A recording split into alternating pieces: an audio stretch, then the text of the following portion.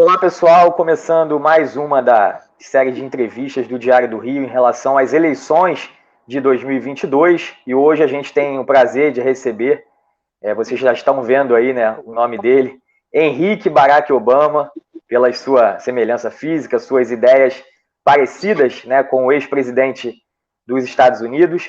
Henrique, que foi candidato à prefeitura, né, de Belford Roxo em 2008, mais ou menos na mesma época, né, Henrique, que o Barack Obama estava iniciando a sua trajetória na carreira política norte-americana, né?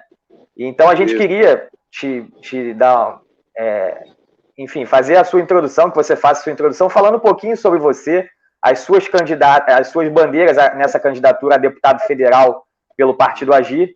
Então, fique à vontade aí para começar falando um pouquinho de você. Legal, Rafael. Boa tarde, né? Boa tarde a todos, telespectadores. Obrigado por essa oportunidade, por esse espaço, porque nós que somos candidatos, que ainda não tem mandato, diante de um partido que é o Agir 36, é um partido que não tem tanto recurso de fundo partidário, não tem tempo de televisão, né? É uma maneira que nós temos de expor nossos pensamentos, né? E por isso eu já sou grato por essa oportunidade, né? Porque muitos dos candidatos, lamentavelmente, não têm oportunidade de expressar suas ideias, né? Então, por isso, obrigado. O que acontece? Eu tenho 53 anos, brasileiro, apesar do nome, né? Barack Obama, carioca, nascido em Belford Roxo. Sou formado em eletrônica, informática, telecomunicações, teologia, né? Sou jornalista, também sou escritor, né? Fui professor durante muitos anos, professor de informática, sou palestrante na área de inovações tecnológicas, sou formado em economia, sou PhD em economia, em finanças com ênfase em criptomoeda pela Universidade Cela, né, norte-americana. E eu entendo que a política no Brasil, essa polarização, ela é nociva, está fazendo muito mal à sociedade, né? Acabamos ficando num extremismo, né? Ou seja, todo o campo do debate da política, ele ficou polarizado por dois pontos, né? Então eu acredito numa bandeira que pode ter ideias vanguardistas, pode ter ideias progressivas, mas não necessariamente ser de esquerda ou de direita, uma vez que isso está fazendo muito mal, né? Eu desenvolvi 36 projetos, é um livro que eu estou publicando já na próxima semana. São 36 projetos para transformar o Rio de Janeiro, melhorar o Brasil e transformar o mundo. São projetos inovadores, né? Alguns projetos de leis, alguns projetos tecnológicos, onde nós vamos mostrar, por exemplo, que é possível acabar com a desigualdade no Brasil, não a diferença entre rico e pobre, isso sempre vai existir, que a diferença entre rico e pobre é cultura, né? É a mente e o conhecimento do dinheiro. A riqueza é uma cultura, então isso vai mudar ao longo do tempo. Mas chega a ser um absurdo, uma afronta, nós temos um país tão rico e ao mesmo tempo tão desigual, né? Ainda que tenhamos bilionários, isso é permitido. Agora, o que nós não podemos permitir é ter miseráveis num país rico. Entendeu, Rafael? Certo, Henrique. E agora a gente queria saber de você, considerando, né, essas eleições de 2022, as anteriores, né, eleições estaduais e a nível nacional, foram de 2018, anteriormente 2014, enfim. Se nessas últimas eleições, né, desse âmbito, tanto estadual quanto nacional, se você acha que o Poder Legislativo, né, a Alerj, também no caso a Câmara dos Deputados em Brasília, o Congresso Nacional como um todo, enfim, se você acha que tem piorado nessas últimas eleições, de 2014, 2018 para cá. Sim, na realidade nós temos um conceito que tudo que acontece hoje ele nos remete ao passado, né? O passado ele nos dá o presente e o presente ele norteia o futuro. O que eu acredito que tem acontecido, Rafael, é primeiro que houve pouca renovação, né? Renovação de ideias, né? E o que eu acredito tirando algumas raras exceções, né? Nós temos parlamentares aí com 10 mandatos, com 8 mandatos, né? Tirando raríssimas exceções, igual posso citar uma exceção, que é um deputado até se declarado de extrema esquerda, que é o Carlos Mink, que tem 9, vai para o 10º mandato, né? Mas tem mais de 200 projetos de lei, né? É um caso raro, atípico, né? Porque, primeiro, o parlamentar ele perde o contato com a sociedade, principalmente o deputado federal e o senador da República. Ele se elege, passa a viver num outro mundo, num mundo que ele tem poder, que ele tem dinheiro, que ele tem segurança, né? E que não representa o poder da sociedade que ficou no Rio de Janeiro. Então, ele passa a ter uma estrutura que não é comum ao povo. Segundo, que depois de 4, 8 anos, não tem mais ideias, não tem mais o que propor, né? Então, fica ali mais pela manutenção do cargo, procurando uma maneira de empoderar o filho, a esposa, esse modelo feudal que nós temos, né? Que isso também está no passado, né? Nós pegarmos os políticos hoje, eles são os coronéis de antigamente. Não mudou muita coisa, né? Então, assim, nos últimos anos, principalmente nessa última década, a política ela perdeu muito, e perdeu até o senso da política, perdeu o diálogo, né? Os políticos não dialogam mais, é ofensa, né? Eu tive a oportunidade de viajar mais de 80 países, né, e adquirir umas culturas em alguns conceitos. Os chineses eles têm um ditado muito interessante, né? Os sábios eles tratam de projetos. Os medianos falam de fatos e acontecimentos, e os medíocres falam de pessoas.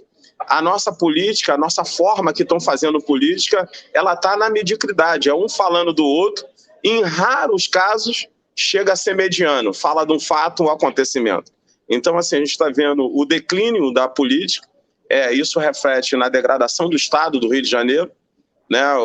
Um Estado com milhares de pessoas nas marquises das ruas, é um Estado que perdeu a sua vocação do seu maior patrimônio, que sempre foi o turismo, né? Por conta da instabilidade no plano de segurança pública, perdemos o turismo, né? E assim vai acontecendo justamente por isso, pela decadência do quadro político do nosso Estado. E, Henrique, a gente vê muitas pessoas, né, quando chega esse tipo de eleição como a atual, ou então a de 2020, que é para a prefeitura, né, para as prefeituras das respectivas cidades brasileiras, a gente vê muitas pessoas falando da eleição, só da eleição para o cargo executivo, né? E, no caso, como fazer a população entender que o voto para o legislativo também é tão importante quanto para o executivo? Primeiro o seguinte, o eleitor em si, ele está começando a tomar ciência, conhecimento, através da mídia, né, das funções dos legisladores, que é basicamente fiscalizar o ato do executivo e propor projetos de leis e enviar emenda para as suas regiões de origem. As pessoas estão começando a ter entendimento disso. Porém, o que acontece? Como o processo político ele está todo, de certa forma, acartelado, né? As pessoas falam hoje do racismo estrutural, mas não fala da política estrutural, né? Porque as pessoas, a maior parte dos políticos, eles fazem das suas regiões como feudo, né? Fazem como lobos, defende aquele território ali com unha e dente, né? Elegem vereadores, elegem prefeitos, acartelam aquele espaço e controlam realmente território conforme fossem os caninos mesmo, conforme fosse os animais, assim, no pior sentido da espécie. Então, o que acontece? Nós precisamos aproveitar essas oportunidades de mídia, aproveitar esse novo formato de podcast, abrir as redes sociais para debater diretamente com a sociedade, para que eles possam entender a importância do legislador, né? Hoje, o que eles difundem é o conceito do seguinte, que a política tem que estar segmentada, ou seja, para votar num candidato que já tem a relação com o prefeito, que já tem a relação com o vereador, ou seja, eles afunilam o processo político para montar uma forma de cartel. E essa cultura ela precisa ser quebrada, Rafael. Henrique, na sua opinião, qual deve ser a posição de um deputado, tanto no cenário político do Rio de Janeiro especificamente, quanto a nível nacional? Um deputado hoje no estado do Rio de Janeiro, primeiro ele tem que entender que, ainda que ele tenha as próprias convicções, ele representa o Estado, e não a pessoa e não a bandeira. Um parlamentar, para defender o Rio de Janeiro, ele precisa entender a importância, primeiro, de ser laico, a pluralidade do Estado. Ele precisa compreender isso. Tem que estar atento às novas tecnologias e toda essa transformação que está acontecendo no mundo. Um deputado federal ele tem que ter conhecimento que hoje nós vivemos num mundo globalizado, que uma movimentação, como está acontecendo hoje, o conflito entre a Rússia e a Ucrânia, interfere na vida do brasileiro. Ele precisa compreender isso para ter entendimento, não só do termo de legislação, mas está antenado para as novas possíveis mudanças para poder monitorar mais a sociedade, informar mais a sociedade. O estado do Rio de Janeiro ele é um estado da federação que, ao longo do tempo, ele mais teve perda. Nós perdemos a capital, quando transferiu para o Brasília, perdemos o poder. Perdemos a indústria do turismo por conta da instabilidade na segurança pública. A divisão do royalties do petróleo. Perdemos o mercado, a Bolsa de Valores do Rio de Janeiro. Perdemos a cultura do mercado financeiro, além da arrecadação fiscal. Ou seja, e ao longo desse tempo nós não tivemos parlamentares, senadores da República, deputado federal, que tivesse compromissos reais com o Estado, ou que tivesse pelo menos visão, porque a grande maioria dos nossos parlamentares, eles não possuem uma visão macro necessária para defender um Estado tão representativo como o nosso, entendeu? Certo. Entrando agora nessa questão da sua semelhança com o Barack Obama, essa referência que você faz que você carrega com você em relação ao Barack Obama, se você quiser falar um pouquinho de como começou isso, explicar para quem está te ouvindo como começou isso, e também queria te perguntar, falar sobre o que aconteceu com os Estados Unidos, e com o Brasil recentemente, que foi uma onda dessa extrema direita nos Estados Unidos com o Trump, no Brasil com o Bolsonaro. A gente quer saber de você, se você acha que essa onda está passando ou ainda está longe de acabar. Tá, entendi, Rafael. Primeiro, o seguinte, quando foi em 2007, eu disputava as prévias ali para a candidatura a prefeito de Belford Roxo, e Barack Obama era senador da República nos Estados Unidos e disputava as prévias para a presidência da República. Pelo fato de eu trabalhar com consultoria empresarial, ser empresário, ser palestrante, eu, na grande maioria do tempo, eu acabo trajando roupa social.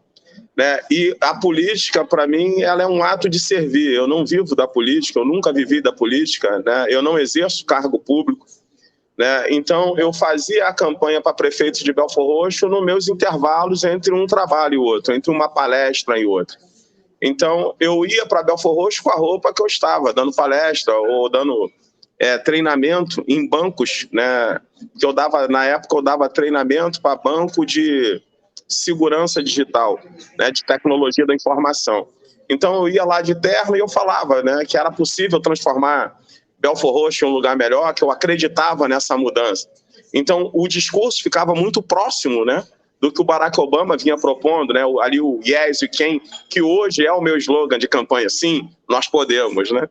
Então o que acontece? Nisso as pessoas primeiro começavam, um amigo em comum falava assim: "Ô Barack, você tá falando igual o negão lá, americano lá. Você já viu o negão americano?"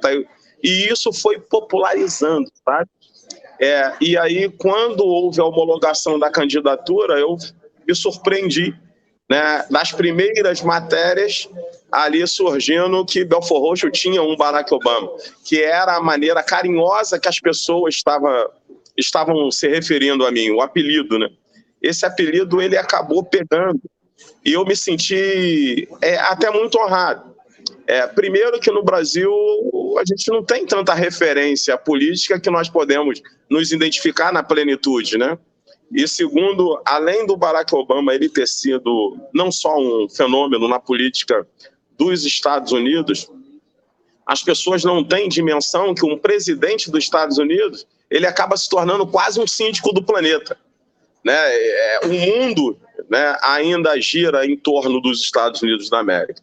Então, o que aconteceu? Eu recebi de bom tom, isso acabou dando muita repercussão na mídia, né? Chamava a atenção, alguns até no primeiro momento achavam engraçado, alguns até meio jocoso, né? Vinha brincando ali, mas via que tinha conteúdo, era uma pessoa preparada, então as matérias começaram a ter respeito, e isso despertou a atenção da Al Jazeera de Israel, da NHK do Japão e da PBS norte-americana, que mandou uma empresa de documentário, a Frontline World, cobrir a campanha em Belfort Roxo, né? Esse documentário, eu acabei não me elegendo em Belfort Roxo, apesar de ter tido uma votação expressiva, né? Mas esse documentário foi ao ar com o título The Obama Samba, né? Ou seja, o Obama da terra do samba.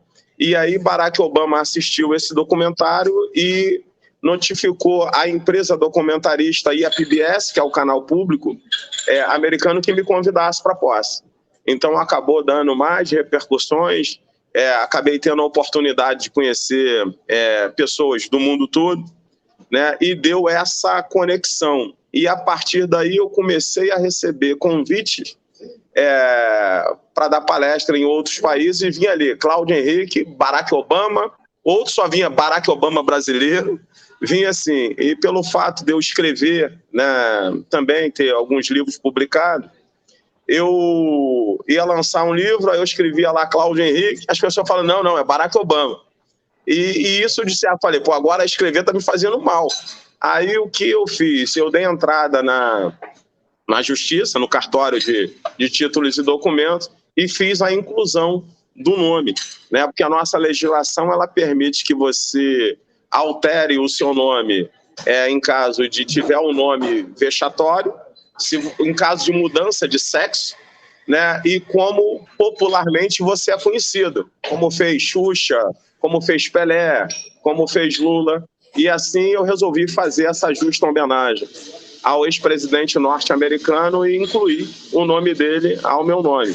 Aí passei a chamar Cláudio Henrique Barack Obama dos Anjos, né? Então foi esse desdobramento do nome. Agora, em relação ao segundo tema, o que acontece? Nós tivemos essa onda, né, de direita, ela mais do povo conservador, né? Mas não foi só isso, é que foi difundido que vários valores fundamentais sobre ele, da família, entre outros, eles estavam sendo agredidos, né? Difundiram uma informação do comunismo da época da Guerra Fria, conforme o Brasil fosse se tornar uma Cuba, uma Venezuela, coisa que é impossível pela grandiosidade do Brasil, né? E também pela própria história, pela própria nossa cultura, né? Então, essa onda e tudo aquilo que aconteceu ali no antipetismo, né, acabou abrindo uma lacuna para uma nova tendência, essa que elegeu o presidente Jair Messias Bolsonaro, né? Logo depois acabou vendo essa era Trump, né, nos Estados Unidos, apoiado por Israel, né? O primeiro-ministro de Israel, na realidade, apoiava essas duas culturas. Só que com a queda do ex-ministro de Israel, né, e também com a queda do Donald Trump, o que eu acredito não tem mais espaço, né, para uma direita tão radical, né? Eu acredito que vai surgir um novo movimento propondo equilíbrio.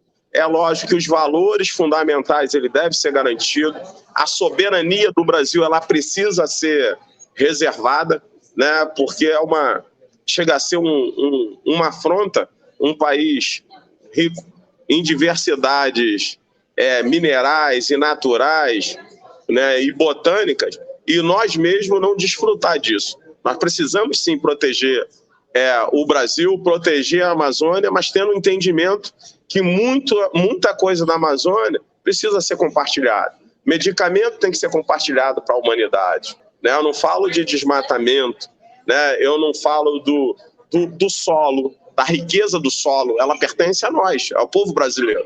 Mas nós podemos tirar muita coisa ali da Amazônia para compartilhar com a humanidade. Sobretudo, levar medicina de qualidade, alimento de qualidade, né? Nós precisamos compartilhar isso com a humanidade também. Precisa ter equilíbrio, né? Hoje, qual é o problema da nossa política? Perdeu o equilíbrio. Isso que é o grande problema, né? Por exemplo, os Estados Unidos perceberam que tinham perdido o equilíbrio, o povo foi à urna e se estabilizou. Não na plenitude, né? Porque a estabilidade ela é um processo, né? Nós precisamos garantir todos os direitos e todos os recursos do Brasil, precisamos fazer com que essa riqueza chegue aos brasileiros, mas que também que haja diálogo com o resto do mundo. Certo, Henrique. E agora, se você quiser falar um pouquinho do seu partido, né, o Agir, e também quem a sua candidatura vai apoiar para governador e para senador. Certo. O que acontece? O partido Agir 36, as pessoas entendem que é um partido novo, mas ele foi um partido fundado na década de 80, tem como presidente ali Daniel Torini, o partido que elegeu o Collor de Mello no passado, só que agora houve essa mudança, não só do nome, da sigla do partido, mas vem com uma outra roupagem, propondo ação, gestão, igualdade, né, propondo um discurso de unificar o país, né? É um partido considerado pequeno, mas que tem a sua história e vem agora numa nova fase de reescrever a história do partido. E quando eu fui me filiar ao Agir 36, era porque eu não queria fazer parte de nada polarizado, Rafael. Eu acredito no consenso, no equilíbrio. Por exemplo, se você é um parlamentar de esquerda, mas se o projeto for de extrema direita, mas que for bom para a população, você tem que votar no projeto. As bandeiras e a ideologia partidária, ela não pode sobrepor o interesse de quem colocou a pessoa lá para representar. Infelizmente, isso está faltando no nosso país, né? Então, eu fui para o Agir 36, a minha intenção inicial era de ser candidato ao Senado, né? No meio dessa construção e dessa polarização, eu fui aconselhado a vir a deputado federal, né? Pelo partido, né? Me deram a oportunidade de representar o partido como deputado federal, né? O partido se fez uma associação agora, já no último mês, ao candidato a deputado, ao candidato a governador Rodrigo Neves, né, que é uma pessoa que ainda é desconhecida para a Baixada Fluminense e desconhecida até para a capital carioca, mas é uma pessoa que tem uma experiência, já foi deputado, já foi prefeito de 2 mandatos em Niterói, um excelente administrador, um excelente gestor. Eu tive a oportunidade de conversar com ele algumas vezes. Eu vejo uma pessoa preparada, capacitada, né? E vamos deixar ele apresentar os projetos de governo, o qual eu estou me colocando à disposição para contribuir lá já com o partido. Em relação à candidatura à presidência da República, o partido deixou neutro. A senador da República, eu também tenho a liberdade de escolher. Vou conversar com cada um, eu quero entender o projeto para o Estado do Rio de Janeiro. A mesma coisa em relação à presidência da República. Eu vou esperar afinar mais o diálogo, né, através dos debates, para entender o que querem apresentar para o nosso país e para o nosso Estado do Rio de Janeiro. Então, minha posição ela já está definida para governador, mas ainda não tomei definição para senador da República e nem para presidente da República. Mais adiante, vou conversar com cada um deles e entender qual deles pode representar melhor o Estado e o nosso país. Certo, Henrique. A gente já está chegando ao final da entrevista e, para fechar nessa última pergunta, A gente quer saber o que o eleitor pode esperar do seu trabalho caso você venha a ser eleito. E também para você fazer suas considerações finais, divulgar o seu número, enfim, tudo que você quiser falar nessa última pergunta. Rafael, o que acontece é o eleitor que confiar, né, na minha pessoa através do voto, ele não vai ter surpresa, né? Todos os projetos já estão prontos, tudo aquilo que eu pretendo fazer já está pronto.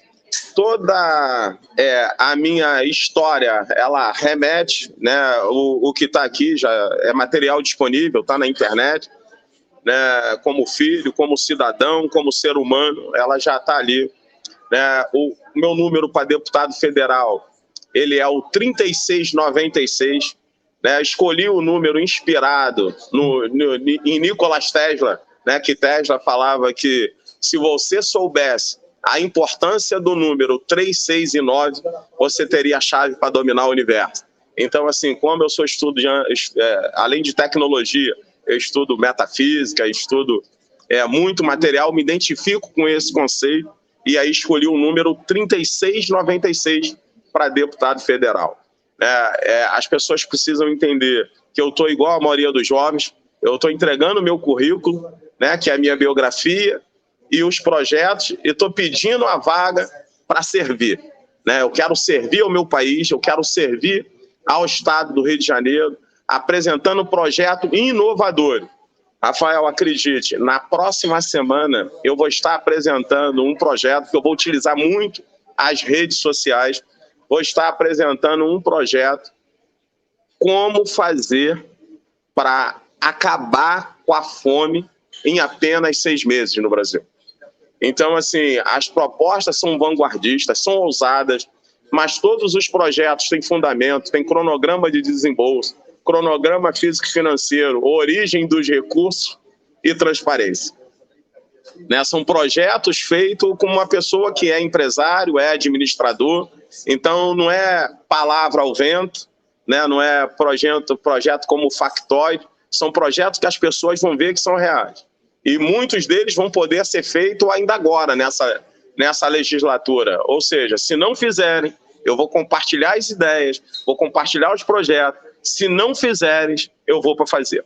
Então, assim, nós precisamos estar atentos às novas tecnologias. Por exemplo, eu estou trabalhando em cima de uma plataforma de software para propor a gamificação da educação. Tá certo. Obrigado, Henrique. A gente queria te agradecer. Henrique, Barack Obama brasileiro, né? E falar que desejar boa sorte a você nessas eleições. E é isso, pedir a você que está acompanhando, que continue nos acompanhando aqui no Diário do Rio, siga nossas redes sociais, @Diário do Rio, e o nosso canal no YouTube, que tem essa e muito mais entrevistas com, na época, pré-candidatos, agora candidatos de fato, nas eleições de 2022. Então é isso. Valeu, Henrique. Barack Obama. Valeu. Parabéns a toda a equipe. Muito obrigado, Rafael. Forte abraço.